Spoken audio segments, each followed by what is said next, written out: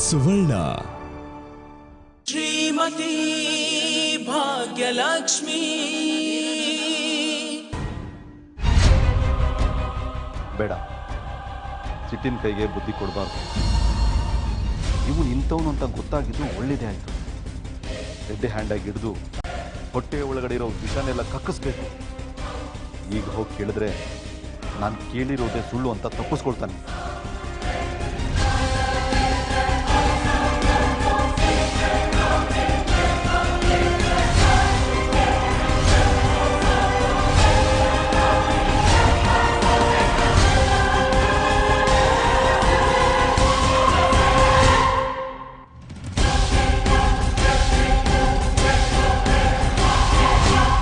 ಯಾವಾಗ ಬಂದ? ಎಲ್ಲದನ್ನು ಕೇಳಿಸ್ಕೊಂಡ ಏನ್ ಕತೆ? ಎಲ್ಲ ಕಡೆಯಿಂದ ರಿವರ್ಸ್ ಹೊಡೆಯಕ್ಕೆ ಶುರು ಆಗಿದ್ದಲ್ಲಪ್ಪ.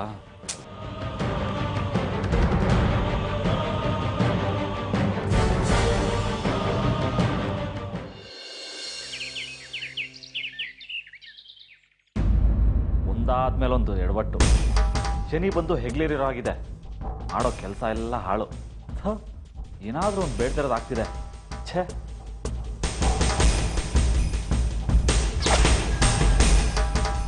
ಮಾವ ಎಲ್ಲ ಕೇಳಿಸ್ಕೊಂಡಿರ್ತಾರ ಅಥವಾ ನಾನೇ ಅತಿಯಾಗಿ ಯೋಚನೆ ಮಾಡ್ತಿದ್ದೀನ?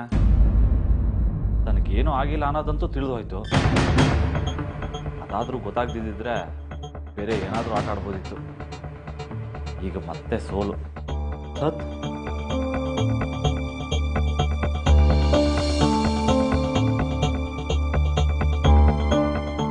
ಯಾಕಪ್ಪ ಮುಖ ಅನ್ನೋದು ಮುದುಡಿದ ತಾವರೆ ಆಗ್ಬಿಟ್ಟಿದೆಯಲ್ಲ? ಯಾಕೆ ಮತ್ತೇನು ಎಡವಟ್ಟು ಮಾಡ್ಕೊಂಡೆ? ಏನಿಲ್ಲ ಬಿಡಮ್ಮ. ಎಲ್ಲೋಗಿದ್ದೆ ನೀನು? ನಾನು ಮನೆಗೆ ಬಂದು ಎಷ್ಟೊತ್ತಾಯ್ತು, ಕಾಣಲೇ ಇಲ್ಲ ನೀನು. ಸುಬ್ಬಮ್ಮನ ಮನೆಗೆ ಹೋಗಿದ್ದೆ, ಆಗ್ಲೇ ಬಂದೆ. ಅರು ಜೊತೆ ಮಾತಾಡ್ತಾ ಕೂತೆ. ಪ್ಲಾನ್ ಎಲ್ಲ ಎಕ್ಕುಟ್ಟು ಹೋದ್ಮೇಲೆ ಅವಳು ಕಾಲ್ ಹಿಡಿಯೋ ಪರಿಸ್ಥಿತಿ ಬಂದಿದೆ ಕಣೋ ನನಗೆ. ಅದಕ್ಕೆ ಹೇಗಾದ್ರೂ ಮಾಡಿ ಈ ಸಂಬಂಧನ ಕಾಪಾಡ್ಕೊಳ್ಬೇಕಲ್ಲ, ಅದಕ್ಕೆ ಮಾತಾಡ್ತಾ ಕೂತಿದ್ದೆ. ಆಹಾ, ಎಲ್ಲ ನಾನು ನೆನ್ಸ್ಕೊಂಡು ಹಾಗೆ ನಡೆದಿದ್ರೆ ವಾ, ಅದ್ರ ಕಥೆನೇ ಬೇರೆ ಇರ್ತಾ ಇತ್ತು. ಇಷ್ಟು ವರ್ಷ ಬೆಕ್ಕು ಸುತ್ತಾಡ್ದಾಗೆ ಅವ್ರ ಹಿಂದೆ ಹಿಂದೆ ಹಿಂದೆ ಸುತ್ತಾಡಿದ್ದೀನಿ ನಾನು. ಮುಂದೆ ನನ್ನ ಕಾಲ್ ಮೇಲೆ ಕಾಲ್ ಹಾಕೊಂಡು ಕೂತ್ಕೋಬೇಕು, ಅವರೆಲ್ಲ ಬಂದು ನನ್ನ ಕಾಲ್ ಹಿಡಿಬೇಕು ಅಂತ ನಾನೆಷ್ಟು ಕನಸು ಕಟ್ಟಿದ್ದೆ. ಎಲ್ಲ ನನ್ನ ಕನಸು ಗೋವಿಂದ ಗೋವಿಂದ ಗೋವಿಂದ ಆಗ್ಬಿಡ್ತಪ್ಪ.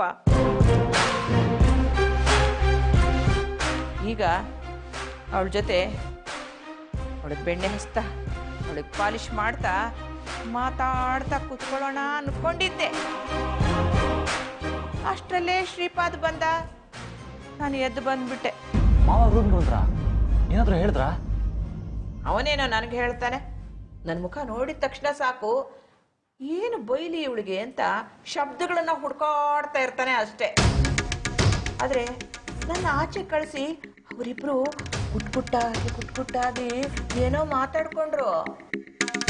ಗುಟ್ಗುಟ್ಟಾಗ ಏನಂತ ಏನೋ ಕೇಳಿಸ್ಕೊಂಡ್ಯಾ? ನಾನ್ ಬಿಡ್ತೀನ, ಎಲ್ಲ ಕೇಳಿಸ್ಕೊಂಡೆ. ಏನಂದ್ರಮ್ಮ? ನನಗೊಂದು ಅರ್ಥ ಆಗ್ಲಿಲ್ಲ ಕಣ.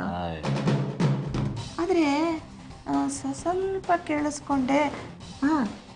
ಅದೇನೋ ಡಾಕ್ಟ್ರು, ಡಯಾಲಿಸಿಸು, ರಾಂಗು, ಏನೇನೋ ಶಬ್ದಗಳು ಮಾತ್ರ ಕೇಳ್ತು ನೋಡು. ಡಾಕ್ಟ್ರಾ? ಡಯಾಲಿಸಿಸ? ಅದೇನು ಕೇಳಿಸ್ಕೊಂಡೆ ಕರೆಕ್ಟಾಗಿ ಹೇಳಮ್ಮ. ಅದನ್ನ ನಮ್ಮ ಹತ್ತಿರದವ್ರು ಯಾರೋ ಮಾಡಿಸಿದ್ದಾರೆ ಅಂತ ಹೇಳ್ತಾ ಇದ್ದ.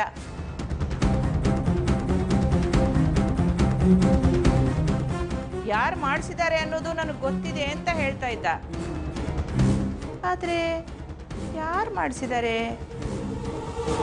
ಯಾವ ಡಾಕ್ಟ್ರು, ಇದ್ಯಾವುದು ನನಗೆ ಗೊತ್ತಿಲ್ಲಪ್ಪ. ಗೊತ್ತಿಲ್ಲಮ್ಮ. ಅವ್ರು ಮಾತಾಡೋದನ್ನ ನಾವು ಕೇಳಿಸ್ಕೋಬೇಕು. ಯಾವತ್ತಾರು ಒಂದು ದಿವಸ ಸಹಾಯಕ್ಕೆ ಬರುತ್ತಲ್ಲ. ಯಾರು ಅಂತ ಹೇಳಿದ್ರ? ಯಾರ ಹೆಸರು ಹೇಳಿಲ್ಲ. ಅವರು ಕೇಳಿದಕ್ಕೆ ತಡಿ ಕನ್ಫರ್ಮ್ ಮಾಡ್ಕೊಂಡು ಹೇಳ್ತೀನಿ ಅಂತ ಹೇಳ್ದ. ಸರಿ ಬಿಡಮ್ಮ, ನನಗೆ ತುಂಬ ತಲೆ ಬಂತಿದೆ, ಒಂದು ಲೋಟ ಸ್ಟ್ರಾಂಗ್ ಕಾಫಿ. ಆಯ್ತಪ್ಪ, ತರ್ತೀನಿ. ಓಂ ನಮಃ ಶಿವಾಯ, ಓಂ ನಮಃ ಶಿವಾಯ. ಸದ್ಯ ನನ್ನ ಹೆಸರು ಹೇಳಿಲ್ಲ ಅಂದರೆ ಮಾವ ನಾನು ಫೋನಲ್ಲಿ ಮಾತಾಡಿದ್ದನ್ನೆಲ್ಲ ಕೇಳಿಸ್ಕೊಂಡಿದ್ದು ನಿಜ. ಇನ್ನು ಅವರಾಗಿ ನನ್ನನ್ನು ಬಂದು ಕೇಳ್ತಾರೆ ಅಥವಾ ನನ್ನ ಬಗ್ಗೆ ಬೇರೆ ಕಡೆಯಿಂದ ತಿಳ್ಕೊಳ್ಳೋ ಪ್ರಯತ್ನ ಮಾಡ್ತಾರೆ. ಅದಕ್ಕೂ ಮುಂಚೆ ನಾನೇನಾದರೂ ವ್ಯವಸ್ಥೆ ಮಾಡ್ಕೋಬೇಕು.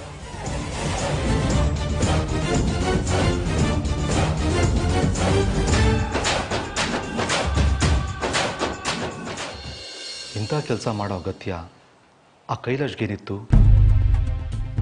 ಇಷ್ಟು ದಿನ ಅವನನ್ನು ಮನೇಲಿಟ್ಕೊಂಡು ಮನೆ ಮಗನ ಥರನೇ ಪ್ರೀತಿ ತೋರಿಸಿದ್ದೀವಿ. ಆದರೆ ಅವನ ಬಗ್ಗೆ ನಾವೆಲ್ಲ ತಪ್ಪಾಗಿ ತಿಳ್ಕೊಂಡಿದ್ವಿ ಅನ್ನೋದು ನಮಗೆ ತಿಳಿಲೇ ಇಲ್ವಲ್ಲ.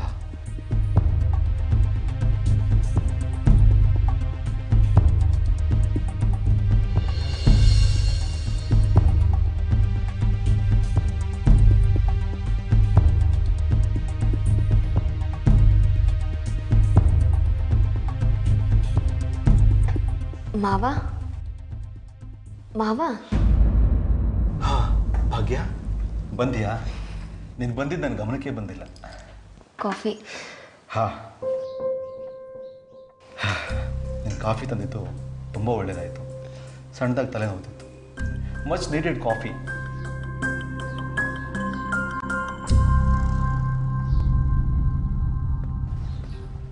ನಾನು 2 ಸರಿ ಕರೆದ್ರೂ ಕೇಳಿಸ್ದೇ ಇರೋಷ್ಟು ಯೋಚನೆ ಮಾಡ್ತಿದ್ರಲ್ಲ ಮಾವ, ಏನದು? ಅದೇನೂ ಇಲ್ಲ ಭಾಗ್ಯ, ಅದೇನಂತ ಇಂಪಾರ್ಟೆಂಟ್ ಏನಲ್ಲ. ಅದು ಇಂಪಾರ್ಟೆಂಟೇ ಆಗಿರುತ್ತೆ. ಇಲ್ದಿದ್ರೆ ಕಳೆದು ಹೋಗುವಷ್ಟು ನೀವು ಯೋಚನೆ ಮಾಡೋರಲ್ಲ ಮಾವ. ಅದೇನು ಅಂತ ನಿಮ್ಗೆ ಹಂಚ್ಕೋಬೇಕು ಅನ್ಸಿದ್ರೆ ನನ್ನ ಹತ್ರ ಹೇಳ್ಕೋಬೋದು. ಕೇಳೋ ಕಿವಿ ಪಕ್ಕದಲ್ಲಿದ್ರೆ ಸಮಸ್ಯೆ ಭಾರ ಕಡಿಮೆ ಆಗತ್ತಂತೆ. ಸುಖ ಹಂಚ್ಕೊಂಡ್ರೆ 2 ಪಟ್ಟು ಆಗತ್ತಂತೆ. ಅದೇ ದುಃಖ ಹಂಚ್ಕೊಂಡ್ರೆ ಅರ್ಧದಷ್ಟು ಕಡಿಮೆ ಆಗತ್ತಂತೆ. ಆದರೂ ನಮ್ಮ ಕಷ್ಟನೆಲ್ಲ ಬೇರೆಯವ್ರಿಗೆ ಹಂಚಿ ಅವ್ರ ಮನಸ್ಸಿಗೆ ನೋವು ಕೊಡೋದು ಬೇಡ ಅಂತ ಸುಮ್ಮನೆ ಇದ್ದೀನಿ ಭಾಗ್ಯ. ಅದು ಅಲ್ಲದೆ ನನ್ನ ಸಮಸ್ಯೆನೇ ನಿಜವಾದ ಸಮಸ್ಯೆ ಅಂತ ಗೊತ್ತಾಗದೆ ಹೀಗೆ ಕೂತಿದ್ದೀನಿ. ಯಾವುದಾದ್ರೂ ಕ್ಷಣದಲ್ಲಿ ನಾನು ಅಂದ್ಕೊಂಡಿದ್ದೆಲ್ಲ ಸುಳ್ಳಾಗ್ಬಿಡುತ್ತೆ ಅನ್ನೋ ಆಸೆಯಲ್ಲಿ ಕೂತಿದ್ದೀನಿ ಭಾಗ್ಯ. ಇಷ್ಟೆಲ್ಲ ನೀವು ಹೇಳ್ತಿದ್ದೀರಾ ಅಂದಮೇಲೆ ಏನೋ ಭಯಂಕರ ಚಿಂತೆನೆ ಕಾಡ್ತಿರ್ಬೋದು. ಅದೇನು ಅಂತ ನನಗೆ ಹೇಳಿ. ಸುಮ್ಮನೆ ಒಬ್ಬರೇ ಏನೇನೋ ಯೋಚನೆ ಮಾಡಿ ಕೊರಗ್ತಾ ಕೂತ್ಕೋಬೇಡಿ. ನಾನು ಈ ಮನೆಗೆ ಬಂದಾಗ ನೀವೊಂದು ಮಾತು ಹೇಳಿದ್ರಿ, ನೆನಪಿದೆಯಾ ಮಾವ? ಈ ಮನೆಗೆ ನೀನು ಸೊಸೆ ಅಲ್ಲ, ಮಗಳಾಗಿದ್ಬಿಡು ಅಂದಿದ್ರಿ. ಆ ಮಗಳು ಅನ್ನೋ ಅಧಿಕಾರದಲ್ಲೇ ಮತ್ತೆ ಮತ್ತೆ ಕೇಳ್ತಿದ್ದೀನಿ, ಅದೇನು ಅಂತ ಹೇಳಿ ಮಾವ.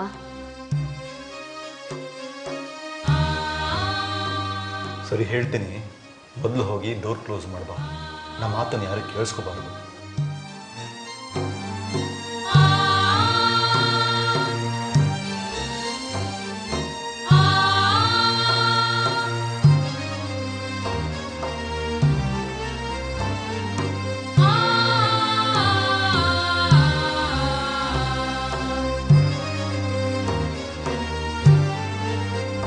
ಬಾ, ಕೂತ್ಕೋ ಕೂತ್ಕೋಮ್ಮ.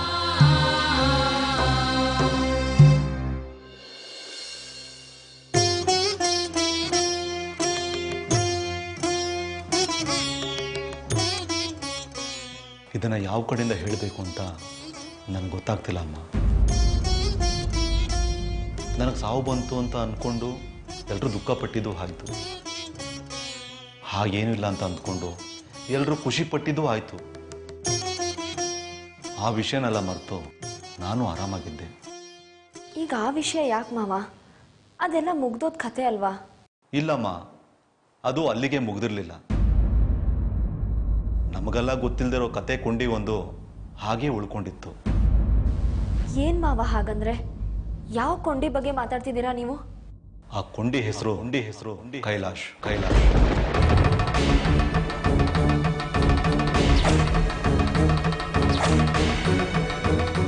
ಈ ಕತೆ ಶುರುವಾಗಿತ್ತು ಅವನಿಂದನೇ. ಕೈಲಾಶ್ಗೂ ಅದಕ್ಕೂ ಏನ್ ಸಂಬಂಧ ಮಾವ? ಡಾಕ್ಟರ್ ರಾಂಗ್ ರಿಪೋರ್ಟ್ ಕೊಡೋದಕ್ಕೂ ನಾವು ಸುಳ್ಳನ್ನ ನಿಜ ಅಂತ ನಂಬಿದ್ದಕ್ಕೂ ಕೈಲಾಶೇ ಕಾರಣ.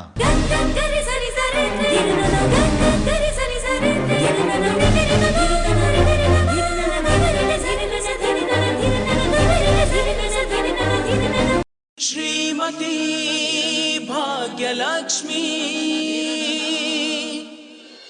ಆ ಕೊಂಡಿ ಹೆಸರು ಕೈಲಾಶ್.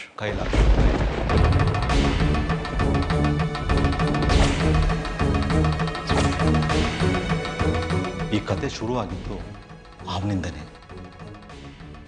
ಕೈಲಾಶ್ಗೂ ಅದಕ್ಕೂ ಏನು ಸಂಬಂಧ ಮಾವ? ಡಾಕ್ಟರ್ ರಾಂಗ್ ರಿಪೋರ್ಟ್ ಕೊಡೋದಕ್ಕೂ ನಾವು ಸುಳ್ಳನ್ನು ನಿಜ ಅಂತ ನಂಬಿದ್ದಕ್ಕೂ ಕೈಲಾಶೇ ಕಾರಣ.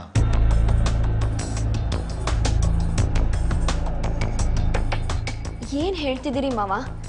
ಕೈಲಾಶ್ ಹಾಗೆ ಮಾಡಿದ್ನ? ನಿಮಗೆ ಹೇಗೆ ಗೊತ್ತಾಯ್ತು? ಅವನು ಯಾಕೆ ಹಾಗೆ ಮಾಡಿಸಿರ್ತಾನೆ? ಅವನು ಹಾಗೆ ಮಾಡೋದ್ರದ್ದು ಹಿಂದೆ ಅವನ ಸ್ಪಷ್ಟ ಉದ್ದೇಶ ಏನಿತ್ತು ಅಂತ ನಮ್ಗೆ ಗೊತ್ತಾಗಲಿಲ್ಲ. ಆದರೆ ಅವನೇ ಈ ಕೆಲಸ ಮಾಡಿದಿರೋದು ಅಂತ ಗ್ಯಾರಂಟಿ ಆಯಿತು. ಅವತ್ತು ಪಾರ್ಕಲ್ಲಿ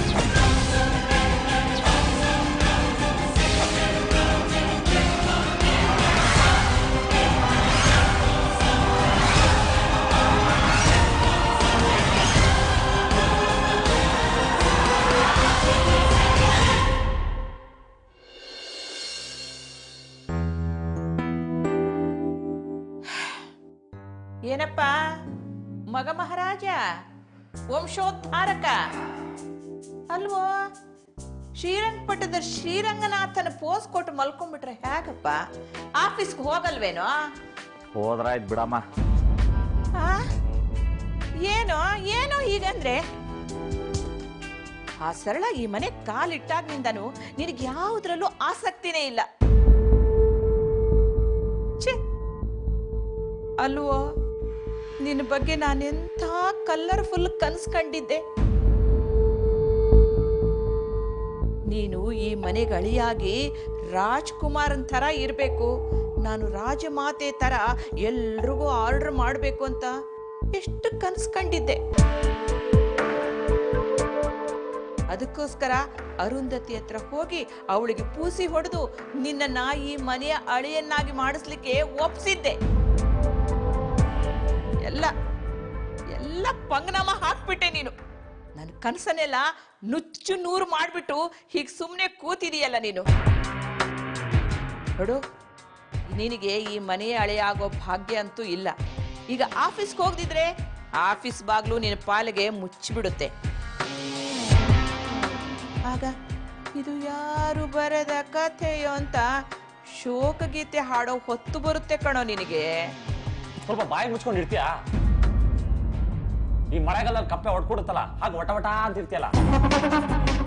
ನನಗೆ ಏನು ಮಾಡಬೇಕು ಏನು ಮಾಡಬಾರ್ದು ಅನ್ನೋದು ಚೆನ್ನಾಗಿ ಗೊತ್ತಿದೆ. ನಾನೇನು ಚಿಕ್ಕ ಮಗುನ ಆಫೀಸಿಗೆ ಹೋಗಲ್ಲ, ಕೆಲಸ ಮಾಡಲ್ಲ ಅಂತ ಹಠ ಮಾಡ್ತಿದ್ದೇನೆ? ಇಲ್ಲ ತಾನೆ? ಹೋದ್ರಾಗ ಬಿಡು. ಈ ವಯಸ್ಸಾದವರಿಗೆ ಹಿಂಗೆ ಯಾವ್ದಾದ್ರು ಒಂದು ವಿಷಯ ಸಿಕ್ಕರೆ ಸಾಕು, ರಬ್ಬರ್ ಥರ ಎಳಿತಾ ಇರ್ತಾರೆ. ಹೌದು, ಮೊದಲು ನೀನು ಉದ್ಧಾರ ಆಗ್ಬೇಕಾಗಿತ್ತು. ಅವಾಗ ಪ್ರತಿ ಮಾತಿಗೂ ಅಮ್ಮ ಅಮ್ಮ ಅಂದ್ಕೊಂಡು ನನ್ನ ಸೆರಗಿಡ್ಕೊಂಡೇ ಓಡಾಡ್ತಾ ಇದ್ದೆ. ನನ್ನ ಬಾಯಿಂದ ಬರೋ ಮಾತೆಲ್ಲ ಮುತ್ತಾಗಿತ್ತು. ಈಗ ನನ್ನ ಬಾಯಿ ಅಂದ್ರೆ ಮಳೆಗಾಲದಲ್ಲಿ ಕೂಗೋ ಕಪ್ಪೆ ಆಗ್ಬಿಟ್ಟಿದೆ ಅಲ್ವಾ ನಿನ್ ಪಾಲಿಗೆ.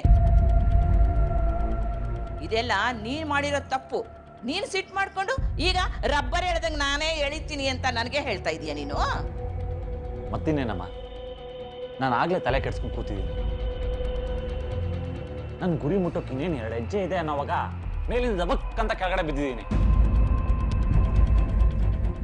ಅದು ನಿನಗೆ ಗೊತ್ತಿದ್ಮೇಲೋ ಯಾಕೆ ಸುಮ್ಮನೆ ಏನೋ ಒಂದು ಹೇಳಿ ತಲೆ ತಿಂತೀಯ?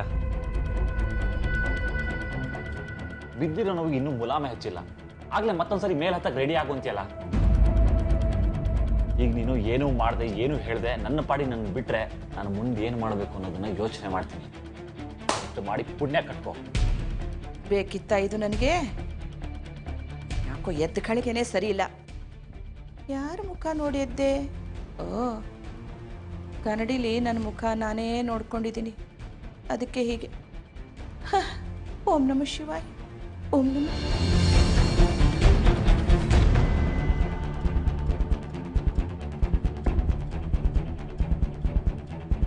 ಅವತ್ತಮ್ಮ ಕೇಳಿಸ್ಕೊಂಡಿದ್ದಲ್ಲ ನಿಜಾನೇ ಅಂತಾದರೆ ಇಷ್ಟರಲ್ಲಾಗಲೇ ಮನೇಲಿ ಹಂಗಾಮ ಆಗಬೇಕಾಗಿತ್ತು. ಏನೂ ಆಗದೆ ಎಲ್ಲ ಶಾಂತವಾಗಿದೆ. ಮಾವ ಅತ್ತೆ ಹತ್ರ ಎಲ್ಲ ಹೇಳಿದ್ದಾರೆ ಅಂತಾದರೆ ನನ್ನ ಹೆಸರನ್ನು ಹೇಳಿರ್ತಾರೆ, ಅಥವಾ ಮನೆಯವ್ರು ಯಾರೋ ಮಾಡಿದ್ದಾರೆ ಅನ್ನೋ ಅನುಮಾನ ಅಷ್ಟೇ ಬಂದಿದೆಯಾ? ಇನ್ನು ನಾನೇ ಮಾಡಿರೋದು ಅಂತ ಗೊತ್ತಾಗಿಲ್ವಾ? ಒಂದು ಅರ್ಥನೇ ಆಗ್ತಿಲ್ವಲ್ಲಪ್ಪ. ಅತ್ತೆ ಮಾವನ ಹತ್ರ ಮಾತಾಡುವಾಗ ಹುಷಾರಾಗಿ ಗಮನಿಸ್ಬೇಕು. ನನ್ನ ಮೇಲಾದ್ರೂ ಸಣ್ಣ ಅನುಮಾನ ಇದೆ ಅನ್ನೋದು ಸುಳಿವು ಸಿಕ್ಕಿದ್ರೆ ತಪ್ಪಿಸ್ಕೊಳ್ಳೋ ದಾರಿ ಹುಡುಕ್ಬೇಕು.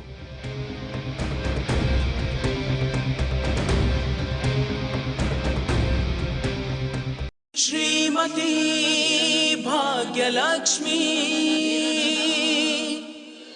ನಿನಗೆ ವಿಷಯ ಕೇಳಿದಾಗಿಂದ ಎಷ್ಟು ಶಾಕ್ ಆಯ್ತಲ್ವಾ? ನನಗೂ ಹೀಗೆ ಆಯಿತು. ನಿಜಕ್ಕೂ ಅವನು ಇಂಥವನು ಅಂತ ನಂಬೋಕೆ ಆಗ್ತಿಲ್ಲ. ಫೋನಲ್ಲಿ ಮಾತಾಡೋದನ್ನ ಕೇಳಿದಾಗ್ಲಿಂದ ಈಗಲೇ ಹೋಗಿ ಯಾಕೆ ಹೀಗೆ ಮಾಡಿದೆ ಅಂತ ಕತ್ತನ್ನು ಪಟ್ಟಿ ಹಿಡಿದು ಕೇಳೋಣ ಅನ್ಸುತ್ತೆ. ನನ್ನ ಕಿವಿ ನನಗೆ ಮೋಸ ಮಾಡಿಬಿಡ್ತೇನೆ ಅನಿಸ್ತು. ಯಾಕೋ ಕೇಳೋಕ್ಕೆ ಬಾಯಿ ಬರಲಿಲ್ಲ. ಅದಕ್ಕೆ ಯೋಚನೆ ಮಾಡಿ ಮಾಡಿ ತಲೆ ಕೆಡಿಸ್ಕೊಂಡ್ಬಿಟ್ಟೆ. ಈಗಲೂ ನನ್ನ ಮನಸ್ಸು ಏನಂತ ಬೇಡ್ಕೊಳ್ತಿದೆ ಗೊತ್ತಾ? ಕೈಲಾಶ್ ಮಾತಾಡಿರೋದೇ ಬೇರೇನೋ ಆಗಿರಲಿ, ನಾನು ಕೇಳಿಸ್ಕೊಂಡಿದ್ದೆ ತಪ್ಪಾಗಿರಲಿ ಅಂತ.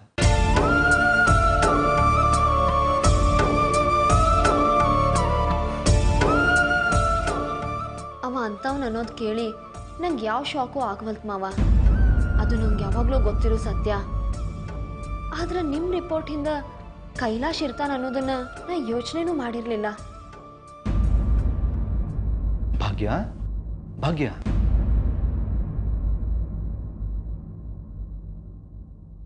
ಹಾ ಮಾವ, ನೀವು ಹೇಳಿದ್ದನ್ನ ಕೇಳಿ ನನಗೂ ಶಾಕ್ ಆಗ್ತಿದೆ. ನಾನು ಹೀಗೆ ಹೇಳ್ತೀನಿ ಅಂತ ತಪ್ಪು ತಿಳ್ಕೊಳ್ಬೇಡಿ.